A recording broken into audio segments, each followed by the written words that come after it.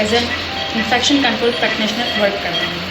आज हम आईसीयू के अंदर मौजूद है और हमने देखा कि आईसीयू के अंदर जो है वो बच्चों में बहुत सारी डिवाइसेस लगे हुए होते हैं, जिसमें एक आपका वेंटिलेटर है, पॉलिस कैथेटर है और आईवी लाइन या सीवीपी लाइन है, जिसकी वजह से बहुत सारे जो है वो इन्फेक्शन कॉज हो सकते हैं। हम डिवाइसेस को लगने से रोक नहीं सकते, लेकिन हम उससे इन्फेक्शन होने से प्रिवेंट ज़रूर कर सकते हैं, जिसके लिए हम कुछ एहतियाती तदाबीर इस्तेमाल करते हैं। पहले हम बात करेंगे वेंटिलेटर। अगर किसी को वेंटिलेटर लगा हुआ है तो उसके लिए हम क्या क्या केयर बंडल यूज़ कर सकते हैं। अगर पेशेंट सुपाइन पोजीशन पे है तो गैस्ट्रिक एस्पिरेशन की वजह से उसके रिस्पायरेटरी ट्रैक में जा सकता है और वहाँ वो लंग इन्फेक्शन कॉज कर सकता है। अगर पेशेंट की ओरल केयर प्रॉपर्ली नहीं हो रही है या ओटीटी की सेक्शनिंग प्रॉपर्ली नहीं हो रही है तो उसकी वो सिक्रीशंस जो है वो इसके रेस्पायरेटरी ट्रैक में जा सकती है, जिसकी वजह से जो है वो लंग इन्फेक्ट हो सकता है। इसीलिए हमें जो है वो कुछ केयर बंडल्स यूज़ करने चाहिए, जिसकी वजह से हम उसे वेंटिलेटर एसोसिएटेड इवेंट से बचा सकते हैं। सबसे पहले हम जो है वो उसके बेड को एलिवेट रखेंगे 30 to 45 डिग्री तक। 30 to 45 डिग्री तक हम उसके बेड को एलिवेट रखेंगे। दूसरी हम जो है वो उसकी ओरल केयर करेंगे विथ फ्लोहेक्सिडीन। इसकी हम ओरल केयर करेंगे विथ फ्लोहेक्सिडीन और साथ में हम उसकी जो है वो ओरल सेक्शनिंग करेंगे कैथेटर के साथ, और इसकी ओटीटी सेक्शनिंग भी करेंगे हम दूसरे कैथेटर के साथ। याद रखिएगा कि जब हम ओरल केयर की सेक्शनिंग कर रहे हैं तो वो उसके लिए कैथेटर हम दूसरा यूज़ करेंगे, और जब हम ओटीटी की सेक्शनिंग कर रहे हैं उसके लिए हम कैथेटर दूसरा यूज़ करेंगे, और ये दोनों कैथेटर वन टाइम यूज़ होंगे। इसके बाद ये डिस्कार्ड हो जाएंगे और फिर हम न्यू यूज़ करेंगे। तीसरी हमारे पास आती है सडेशन वैकेशन। जब भी पेशेंट जो है वो सडेशन पे है तो हम कोशिश करेंगे कि हम उसको जो है वो टेपर ऑफ करने की कोशिश करें। दूसरा आता है हमारे पास वीनिंग ट्रायल। वीनिंग ट्रायल में ये होगा कि आप जो है पेशेंट के वेंटिलेटर मोड्स को चेंज करेंगे, एसी से एसआईवी से जो है वो स्पॉन और एक्सट्यूबेट करने की कोशिश। लेकिन ये दोनों केयर जो है वो under the supervision of physician की होंगे। नर्स उसको मॉनिटर ज़रूर करेगा, लेकिन वो जो है वो ऑर्डर फॉलो करेगा फिजिशियन। फिफ्थ हमारे पास आता है डीवीडी प्रोफिलैक्सिस या फिर पीओडी प्रोफिलैक्सिस। प्रोफिलैक्सिस मीन्स कि कॉम्प्लिकेशन से बचाने से पहले मेडिकेशन देना या इंटरवेंशन करना। डीवीडी प्रोफिलैक्सिस में आप उसको जो है वो डेडस्टॉकिंग देंगे या फिर एंटीकोगुलेंट देंगे, जैसे कि हेपरिन। और POD prophylaxis peptic ulcer disease के लिए आप जो है इनको ओमिप्राजोल या फिर ज़ैंटिक वगैरह देंगे। ये जो वेब केयर बंडल की हम बात कर रहे हैं, वेंटिलेटर एसोसिएटेड इवेंट, ये हम अडल्ट में या चाइल्ड में यूज़ करते हैं। लेकिन अगर हम बच्चों की बात करते हैं तो बच्चों में हम जो है वेब का क्राइटेरिया यूज़ करते हैं, जिसे हम कहते हैं वेंटिलेटर एसोसिएटेड नमोनिया, जिसमें सारी केयर वही होगी, लेकिन हम उसमें जो है वो डीवीडी प्रोफिलैक्सिस और पीओडी प्रोफिलैक्सिस को जो है वो एक्सक्लूड कर देंगे, वो हम बच्चों में नहीं देंगे। जब भी हम सेक्शनिंग करेंगे तो हम जो है वो स्टेराइल वाटर का इस्तेमाल करेंगे, और वो स्टेराइल वाटर हम 24 आवर्स के लिए यूज़ कर सकते हैं। इसके बाद हम उसको डिस्कार्ड कर देंगे। केयर बंडल की जो खास इंपॉर्टेंट बात है वो ये है कि आपके जितने भी कंपोनेंट हैं वो कम्प्लीटली जो है वो फुलफ़िल होने चाहिए।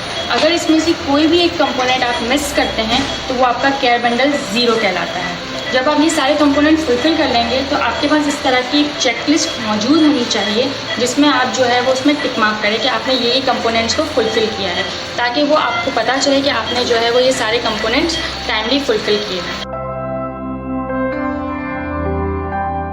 सेकंड जो हमारी डिवाइस है वो है पेरिफेरल लाइन।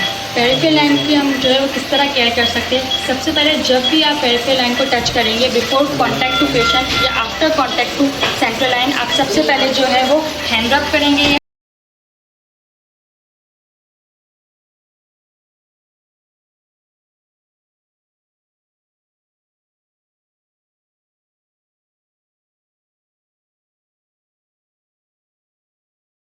करेंगे वो होगा कि डेली उनको हम बात देंगे विथ फ्लोहेक्सिडीन। हम डेली उनको बात देंगे। बेडरिडन पेशेंट है तो हम उसको फ्लोहेक्सिडीन से बात देंगे। अगर इन्फेंट 2 मंथ से छोटा है तो हम इसे नॉर्मल सोप एंड वाटर से बात देंगे। तीसरी हमारे पास केयर आती है हब क्लीनिंग। हम जब भी पेशेंट की जो है वो हब को जो है वो टच करेंगे या उस पर कोई मेडिकेशन यूज़ करेंगे तो हम उसे जो है वो 70% अल्कोहल वाइप से क्लीन करेंगे 15 सेकंड के लिए। ये हमारे पास यहाँ हब है, इसको हम जो है वो अल्कोहल स्वैप से 70% अल्कोहल स्वैप से 15 सेकंड के लिए फ्रिक्शन के साथ जो है वो क्लीन करेंगे। फोर्थ हमारे पास जो है वो हम उसको डेली असिस्ट करेंगे। अगर हमें नीड नहीं है पेरिफेरल लाइन की तो हम इसे जो है वो रिमूव करवा देंगे। अगर ड्रिप सेट वगैरह यूज़ हो रहा है, एडमिनिस्ट्रेशन ऑफ ड्रिप सेट की कुछ टाइम पीरियड है, अगर वो क्लियर फ्लूइड उसमें जा रहा है तो हम इसे जो है वो 4 डेज़ मिनिमम और मैक्सिमम 7 डेज़ के लिए यूज़ कर सकते हैं। अगर कोई ब्लड प्रोडक्ट यूज़ कर रहे हैं या TPN वगैरह यूज़ कर रहे हैं तो हम उसे जो है वो 24 आवर्स के लिए यूज़ कर सकते हैं। और अगर प्रोपोफॉल जा रहा है तो हम इसको जो है वो 6 आवर्स और मैक्सिमम 12 आवर्स के लिए यूज़ कर सकते हैं। इसके बाद हम इसे स्टार्ट कर देंगे। दूसरी बात करते हैं क्लीन इंटैक्ट ड्रेसिंग की।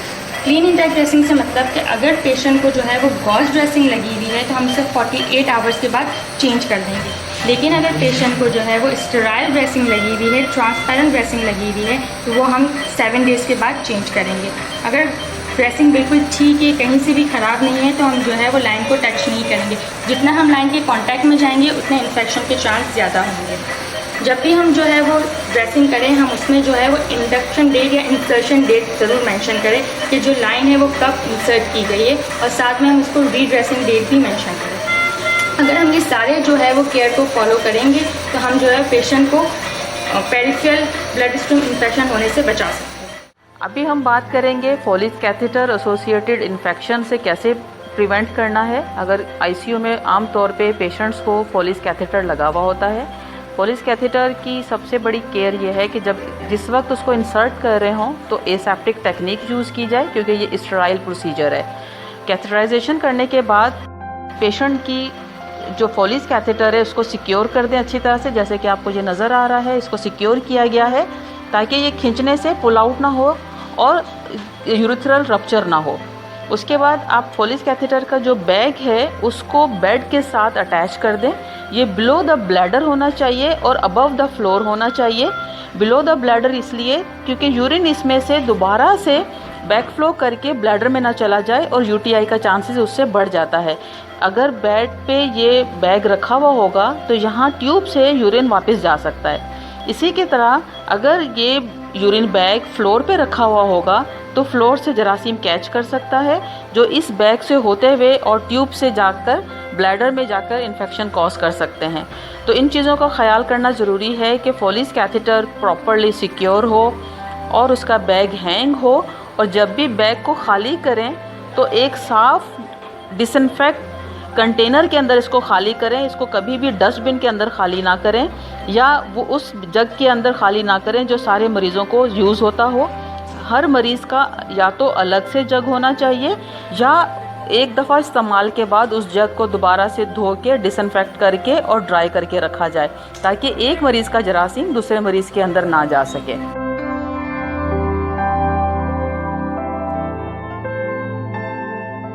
फोलिस कैथेटर वाले बच्चे को उनका पेरिनियल एरिया क्लोरोहेक्साडीन सोप और वाटर के साथ वॉश होना चाहिए।